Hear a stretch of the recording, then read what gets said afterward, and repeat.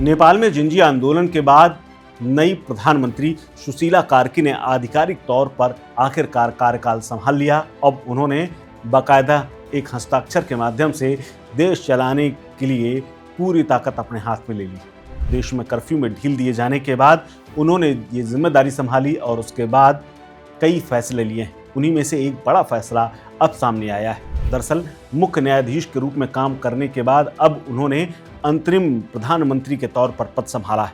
अब नेपाल के प्रधानमंत्री का कार्यालय नए गृह मंत्रालय भवन से शुरू हुआ है। नेपाल के राष्ट्रपति रामचंद्र पैडोल ने शनिवार को सभी राजनीतिक दलों से ये अपील की कि वो आगामी 5 मार्च को होने वाले प्रतिनिधि सभा चुनाव में सहयोग करें, यानी मार्च तक फिलहाल कार्की ही देश को चलाएंगे। नेपाल की अंतरिम प्रधानमंत्री सुशीला कार्की ने पद संभालते हुए एक बड़ा बयान दिया है। साथ ही एक बड़ा बयान ये भी दिया है जिससे तमाम लोगों की चिंताएं बढ़ गई।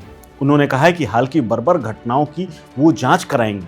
इससे साफ है कि उनकी सरकार का मकसद सत्ता का आनंद लेना नहीं, बल्कि कार्की ने स्पष्ट कहा कि हम 6 महीने से ज़्यादा नहीं रुकेंगे और नई संसद बनने के बाद उसे जिम्मेदारी सौंप देंगे। आपके सहयोग के बिना हम सफल नहीं होंगे। उन्होंने आगे कहा कि उनकी प्राथमिकताएं देश की आवाजाही को आसान बनाना है, क्योंकि नेपाल में 27 घंटे की रुकावट जैसी स्थिति लोगों की बड़ी समस्या और बड़ी परेशानी बन गई है। साथ ही उन्होंने आर्थिक समानता और भ्रष्टाचार खत्म करने पर भी जोर दिया है।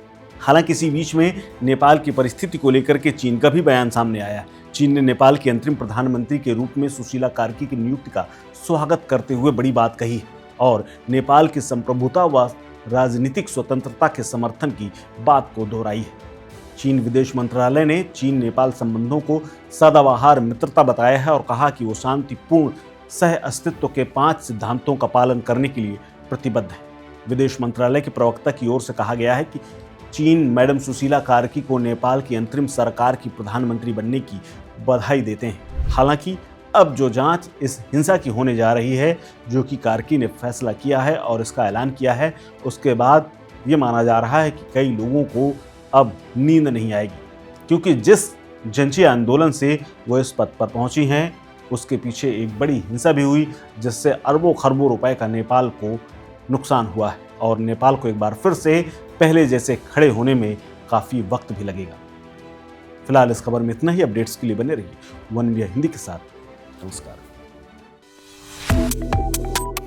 Subscribe to One India and never miss an update. Download the One India app now.